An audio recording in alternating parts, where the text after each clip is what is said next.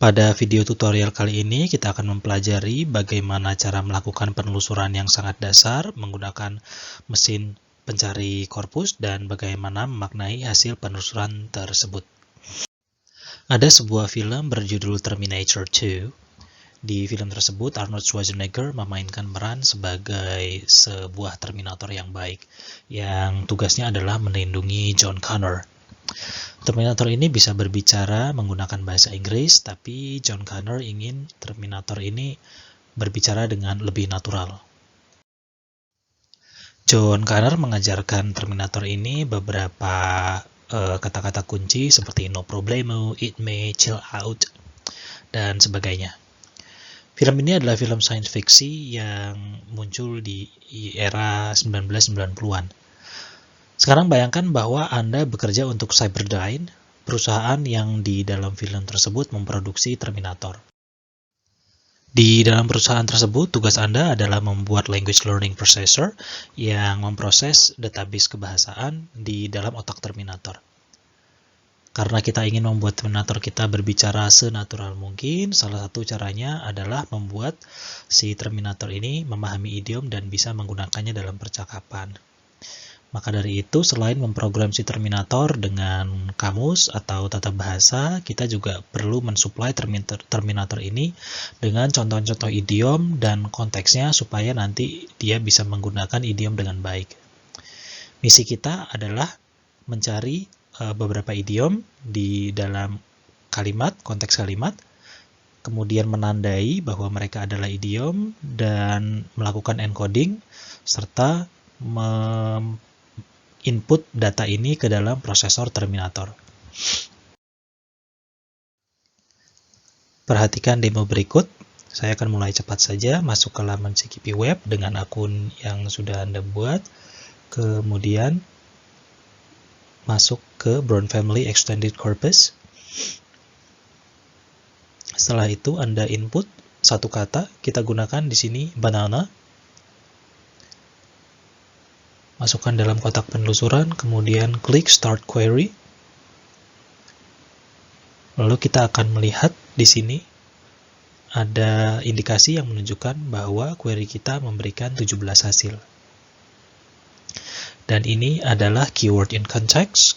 Query yang kita cari ada di bagian tengah, didampingi dengan konteks kanan dan konteks kiri. Tadi kita sudah melihat demonya, sekarang saatnya kita membahas komponen dari demo tersebut satu persatu. Pertama, pastikan kita berada di korpus yang tepat. Di dalam demo ini, tadi kita menggunakan korpus Brown Family Extended. Nah, setelah kita tahu bahwa kita berada di korpus yang tepat, kita akan masukkan query-nya.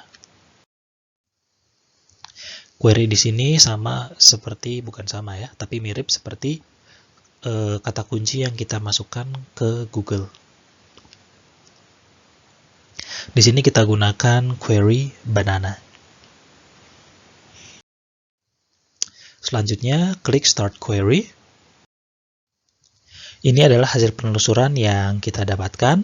Di bagian paling atas ada informasi yang cukup panjang ya. Sini, dari sini sampai ke sini. Namun saya bahas sedikit saja. Yang pertama adalah query kita akan diulang di sini. Karena kita memasukkan banana, maka yang muncul di sini adalah banana. Jika kita memasukkan kata yang berbeda, yang muncul di sini juga akan sama persis seperti query yang kita masukkan. Kemudian yang kedua adalah analisis frekuensi. Ini artinya query yang kita masukkan, yaitu banana, ada sebanyak 17 kali di dalam korpus yang kita amati. Hasil penelusuran disajikan dalam bentuk concordance. Secara sederhana, concordance bisa kita definisikan sebagai sampel penggunaan bahasa yang disajikan secara sistematis. Setiap contoh disajikan dalam baris tersendiri. Misalnya ini adalah contoh yang pertama, dan ini adalah contoh yang kedua. Jika kita lihat di bagian atas concordance ada informasi mengenai frekuensi bahwa frekuensi banana adalah 17. Maka di sini pasti akan ada 17 baris. Jika frekuensinya lebih dari 17, maka jumlah baris pasti juga akan bertambah dan menyesuaikan. Informasi lain yang tidak kalah penting adalah ID text. Kita bahas sebelumnya tadi bahwa korpus terdiri dari kumpulan teks. Di samping nomor baris concordance, ada semacam kode yang menunjukkan text ID. Di sini kita bisa lihat bahwa sampel di baris concordance nomor 1 diperoleh dari text ID yang berkode BE06E17. Beberapa contoh berasal dari teks yang sama. Misalnya di sini bisa kita lihat baris ketiga, baris konkordansi ketiga dan keempat ini berasal dari satu teks yang sama yaitu BLOB F32. Ada beberapa kelebihan concordance, namun saya bahas dua saja. Yang pertama adalah bahwa concordance mampu menampilkan data bahasa dalam jumlah besar secara sistematis dan simultan. Memang kalau dari contoh yang kita miliki sekarang hanya ada 17 baris. Tapi jika kita masukkan query yang berbeda, misalnya the, maka nanti akan ada ribuan baris concordance yang bisa kita amati.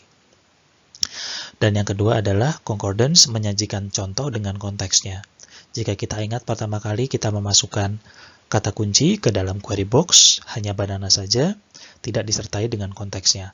Padahal suatu kata jika kita tempatkan pada konteks yang berbeda, maka nanti maknanya bisa berbeda-beda juga. Di sini bisa kita lihat banana disajikan di tengah, didampingi dengan konteks kiri dan konteks kanan. Konteks kiri dan kanan inilah yang nantinya akan membantu kita untuk mengamati apakah ada pola gramatika tertentu, atau ada variasi kosakata, atau ada perubahan makna yang terjadi antara contoh di satu baris dan baris lainnya dalam konteks yang berbeda. Pada baris pertama bisa kita lihat berdasarkan konteks kiri dan konteks kanan yang mendampingi banana bahwa kata ini digunakan untuk mengacu pada buah pisang yang sebenarnya. Hal ini agak berbeda dengan kata banana yang digunakan di baris kedua. Tidak seperti kata banana di baris concordance yang pertama, di baris concordance yang kedua ini sepertinya kata banana tidak digunakan untuk mengacu kepada buah pisang yang sebenarnya, namun digunakan secara metaforis. Bisa kita lihat di sini bahwa banana digunakan sebagai modifier dan head yang dimodifikasi oleh banana adalah skin. Sehingga kalau kita lihat lengkapnya banana digunakan dalam frase potential banana skin. Nah, banana skin di sini tidak mengacu kepada kulit pisang yang sebenarnya, namun bisa kita lihat dari konteks kiri dan konteks kanannya bahwa frasa ini digunakan dalam sebuah perbincangan atau sebuah artikel mengenai perebutan Piala FA. Piala FA ini adalah piala untuk kompetisi sepak bola yang ada di United Kingdom atau di Inggris. Dan banana skin di sini mengacu kepada sebuah situasi yang mungkin terjadi di dalam kompetisi tersebut. Kalau kita lihat makna dari banana skin sendiri, jika kita berkonsultasi kepada makna kamusnya, bisa kita lihat di sini bahwa banana skin bisa bermakna a sudden unexpected situation that makes a person appear silly or causes them difficulty, yaitu sebuah situasi yang bisa membuat seseorang terlihat konyol atau membuat mereka berada dalam satu kesulitan. Kalau melihat konteks di mana dia digunakan dalam perbincangan mengenai Piala FA di sini, maka kita bisa bayangkan satu situasi di mana misalnya ada tim yang sangat kuat dan diprediksi tidak terkalahkan, tapi tiba-tiba dia bisa dikalahkan oleh tim yang biasa-biasa saja atau bahkan tim yang lemah. Nah, itulah situasi yang direfleksikan dengan frasa potential banana skin, khususnya banana skin di sini. Pada video-video tutorial selanjutnya nanti kita akan melihat bagaimana penggunaan atau pemaknaan concordance. Namun jika Anda ingin membaca buku, ada sebuah buku yang khusus didedikasikan untuk membahas mengenai concordance yang judulnya adalah Reading Concordance yang ditulis oleh John Sinclair. Di concordance bagian atas terdapat angka-angka statistik yang bisa kita gunakan untuk menunjang analisis kita nantinya. Di video-video selanjutnya akan kita bahas sedikit demi sedikit, namun jika Anda ingin membaca bukunya, ada sebuah buku yang saya rekomendasikan, yaitu Statistics in Corpus Linguistics, A Practical Guide by Václav Březina.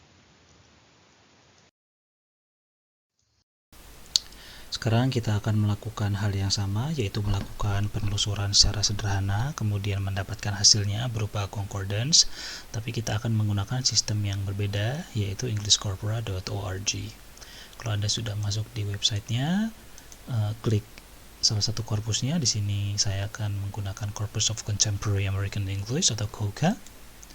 Klik saja di situ, kemudian nanti di kotak penelusurannya masukkan query-nya, lalu tekan enter atau klik find matching strings yang ada di bawahnya. Kemudian di sini kita lihat ada banana, query kita, kemudian di sini ada frekuensinya. Kita klik di query kita, lalu kita akan mendapatkan concordance seperti ini. Pada prinsipnya sama, keyword di highlight, kemudian didampingi dengan konteks kiri dan konteks kanan. Kemudian di baris kiri ini ada nomor baris concordance-nya didampingi dengan informasi-informasi yang lain. Terima kasih sudah menyaksikan video tutorial ini. Apabila ada pertanyaan atau ada komentar, silahkan dituliskan di kolom yang sudah disediakan di bawah video ini. Sampai jumpa di tutorial video berikutnya.